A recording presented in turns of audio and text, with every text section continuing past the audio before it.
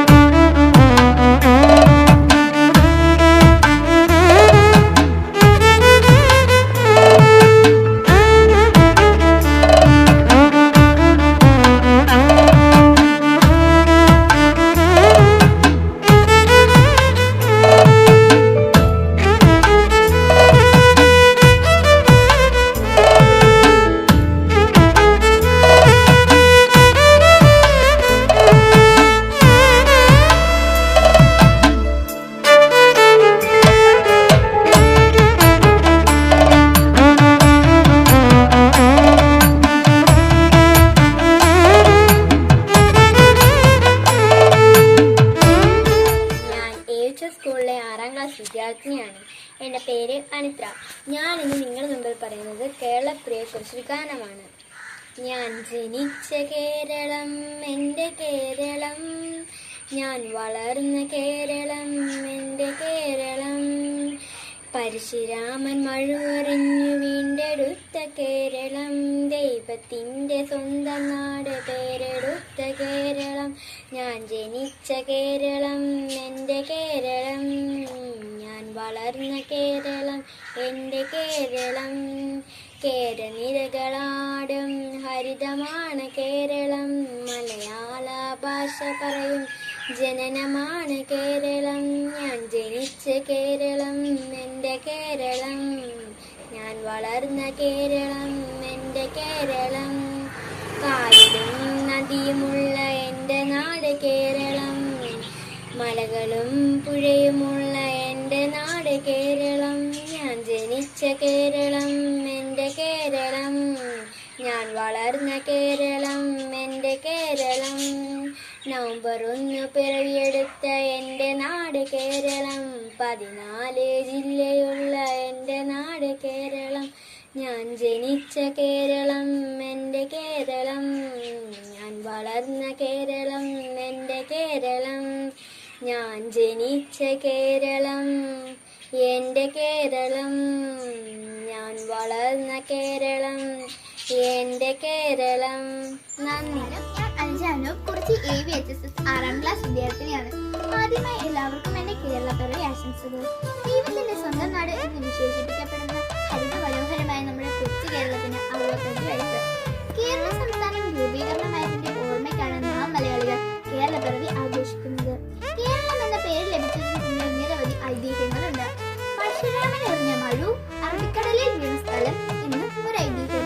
തെങ്ങുകൾ ധാരാളമായി കാണുന്നത് കൊണ്ട് കേരം തിങ്ങും നാടും എന്ന് കേരളമായി മാറിയെന്ന് മറ്റൊരു ഐതിഹ്യം.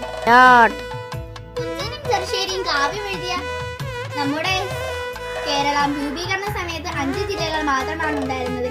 എന്നാൽ ഇന്ന് 14 ജില്ലകളായി മാറിയിരിക്കുന്നു. തിരുവനന്തപുരം കേരളത്തിന്റെ തലസ്ഥാനവും കൽപ്പവൃക്ഷമായ തെങ്ങ് ഔദ്യോഗിക വൃക്ഷവും ആന ഔദ്യോഗിക മൃഗവും മലമുഴക്കി വേഴാമ്പൽ ഔദ്യോഗിക പക്ഷിയും കാണിക്കുന്ന ഔദ്യോഗിക പുഷ്പവും ആകുന്നു. പ്രളയത്തിൽ തകർന്നു പോയെങ്കിലും സാഹോദര്യത്തിന്റെയും ലോകമെമ്പാടുമുള്ള മലയാളികളുടെയും ഒത്തൊരുമയുടെയും കേട്ടുറപ്പിൽ നവകേരളം സൃഷ്ടിക്കാൻ നമുക്ക് കഴിഞ്ഞു. നിപ്പ എന്ന മഹാമാരിക്കെതിരെ ആത്മവിശ്വാസത്തോടെ പടപൊരുതിയ നാം ഇന്ന് കോവിഡ് മഹാമാരിയുടെ പിടിയിലാണ്. ഈ മഹാമാരിയെയും അതിജീവിക്കാമെന്ന് പ്രത്യാശിച്ചുകൊണ്ട് ഒരിക്കൽ കൂടി എല്ലാവർക്കും എന്റെ കേരളപ്പിറവി ആശംസകൾ. നന്ദി, നമസ്കാരം.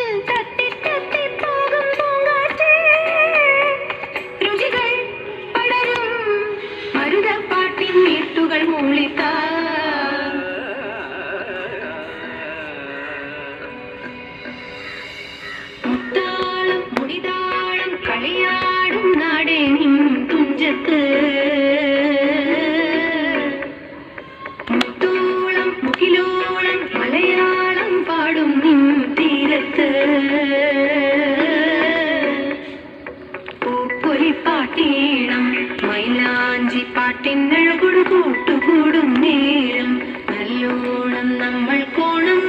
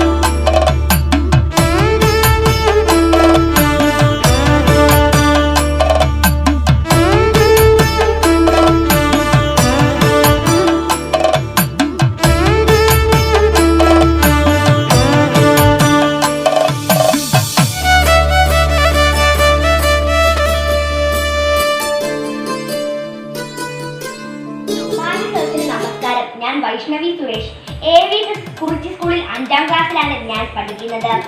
ഇന്ന് ഞാനിവിടെ നിൽക്കുന്നത് കേരളപ്പിറവിനെ പറ്റി കുറച്ച് കാര്യങ്ങൾ നിങ്ങളോട് പറയാനാണ്. കേരള സംസ്ഥാനം രൂപം കൊണ്ടതിന്റെ അടിസ്ഥാനത്തിലാണ് നവംബർ 1-ന് കേരളപ്പിറവി നാം ആഘോഷിക്കുന്നത്. 1956-നാണ് കേരളം രൂപം കൊണ്ടത്. ഇതേ ദിവസം തന്നെയാണ് മാതൃഭാഷാ ദിനവും നാം ആഘോഷിക്കുന്നത്. മലയാളമാണ് നമ്മുടെ മാതൃഭാഷ. ദൈവത്തിന്റെ സ്വന്തം നാടെന്ന് അറിയപ്പെടുന്നത് കേരളമാണ്. കേരവൃക്ഷങ്ങൾ ധാരാളമുള്ളതിനാൽ അതിനെ അർത്ഥത്തിലാണ് കേരളം എന്ന് പേര് വന്നത്. ലഭിച്ചത് 14 ജില്ലകളുള്ള കേരളത്തിന്റെ തലസ്ഥാനമാണ് തിരുവനന്തപുരം. കേരളത്തിന്റെ പ്രകൃതി സൗന്ദര്യവും കലാരൂപങ്ങളും വിനോദസഞ്ചാരികളെ ഇവിടേക്ക് ആകർഷിക്കുന്നു. ഇന്ത്യയിലെ സാക്ഷരതയും ആരോഗ്യ രംഗത്തും കേരളത്തിന് 1-ാം സ്ഥാനമാണ് ഉള്ളത്. കേരളത്തിലെ ഉത്സവങ്ങൾ ഇവിടുത്തെ ജനങ്ങളുടെ ഒത്തൊരുമയെയും ഐക്യത്തെയും സൂചിപ്പിക്കുന്നു. മലയാളികളുടെ സന്തോഷവും അഭിമാനവും നവംബർ 1 കേരളപ്പിറവി ആഘോഷത്തിനാണ്. എല്ലാവർക്കും എൻ്റെ കേരളപ്പിറവി ആശംസകൾ നൽകിക്കൊണ്ട് ഞാൻ ഇത്രയും പറഞ്ഞുകൊണ്ട് എൻ്റെ വാക്കുകൾ ഇവിടെ നിർത്തുന്നു. നന്ദി, നമസ്കാരം. എല്ലാവരും AVHSSലെ എൻ്റെ കൂട്ടുകാർ അവതരിപ്പിച്ച കേരളപ്പിറവി ഇതോടെ ഞങ്ങളുടെ ഈ കൊച്ചു പരിപാടികൾ അവസാനിപ്പിക്കുകയാണ്. പിന്നെ ഒരു കാര്യം, ഇപ്പോൾ നമ്മൾ നേരിടുന്ന ഒരു വലിയ പ്രശ്നമാണല്ലോ COVID-19 എന്ന മഹാമാരി. എല്ലാ കൂട്ടുകാരും പുറത്തിറങ്ങുമ്പോൾ മറ്റുള്ളവരുമായുള്ള സാമൂഹിക അകലം പാലിക്കുകയും മാസ്ക് ധരിക്കുകയും കൈകൾ ഇടയ്ക്കിടെ സോപ്പിട്ട് കഴുകുകയോ സാനിറ്റൈസർ ഉപയോഗിച്ച് കഴുകുകയോ ചെയ്യണേ. നമുക്ക് വീട്ടിലിരുന്ന് ഓൺലൈൻ ക്ലാസ് ഒക്കെ കണ്ട് പഠനം തുടരാം. സുരക്ഷിതമായിരിക്കുക. എല്ലാവർക്കും എൻ്റെ കേരളപ്പിറവി ആശംസകൾ. നന്ദി, നമസ്കാരം.